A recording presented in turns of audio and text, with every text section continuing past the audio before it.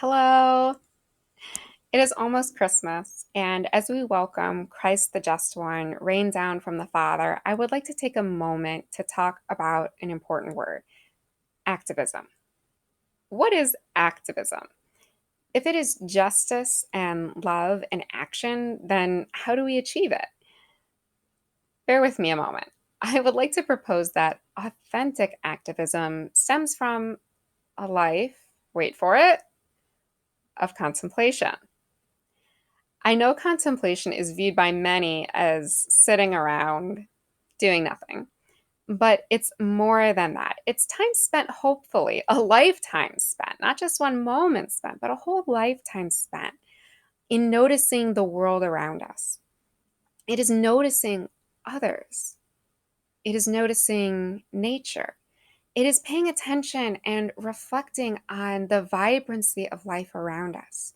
But above all, contemplation is learning the heart of God, of knowing what He desires, burning with His desire, and being so moved by that same love with which He breathes that we must act. We must act because love is always busy and active in doing and giving. Love is giving of yourself. And when you're busy giving of yourself, you're full. Catholics get accused, and we're used to it, of placing works before faith. So generally, when people say that, it says that we place all the emphasis on rituals and prayers or the empty routines. We focus on the things we are doing, not on what He is doing.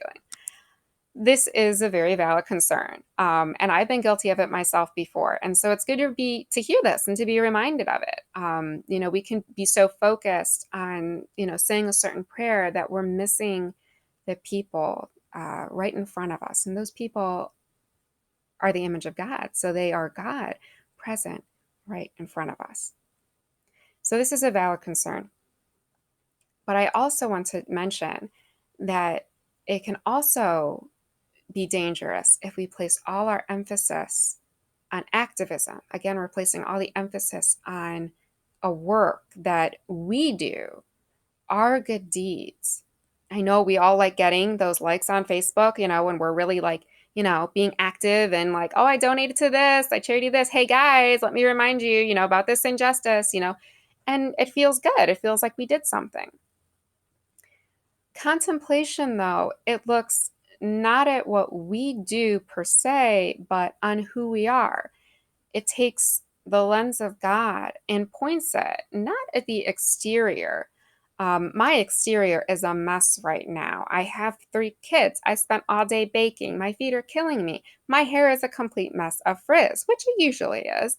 Um, but God doesn't look at that.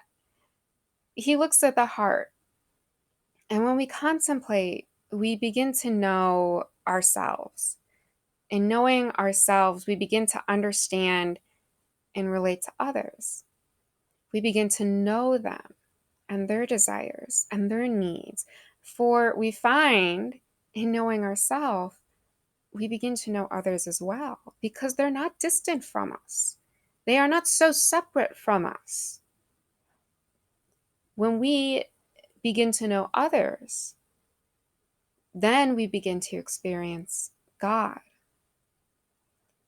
We remove the log from our own eye and we go from blindness to sight. We remove the log from our own eye and we see. And when we see, we look into the eyes of another. When we see into the eyes of another, we we find that we're seeing the face of God.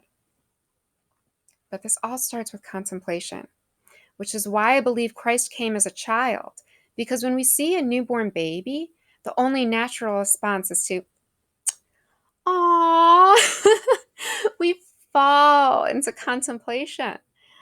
With a newborn, you cannot do, you simply are, you reflect. Mary and Joseph could not do anything to bring Jesus sooner or later. Mary was in labor now. Jesus is coming now. Um, They couldn't make better circumstances for him at that moment. They made do with what they had.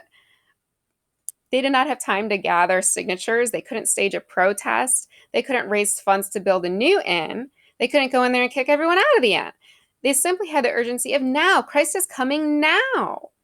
So Christ was coming into the world, and they could only do what had to be done. They had to make themselves ready to meet him. Then they allowed others to see his face. It was the beginning, the start of making all things new. If we want real, authentic revolution, real love in action, we must first find and meet love. If our focus is on us, on what we do, we are going to get discouraged because it never lasts. If our hope is just in our actions, we will be tempted to despair when they do not bring forth our desired result.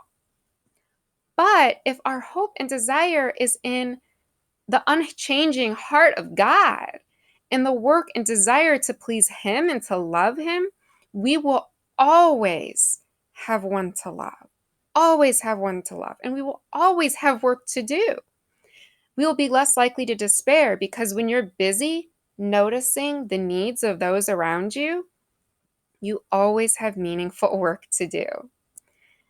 When you are active in noticing the beauty in the world, and the beauty in others, and taking time to pause and to see Jesus in their faces, to see love, to see humanity, and how good and beautiful that is, you will always have inspiration and you always have hope and something worth fighting for.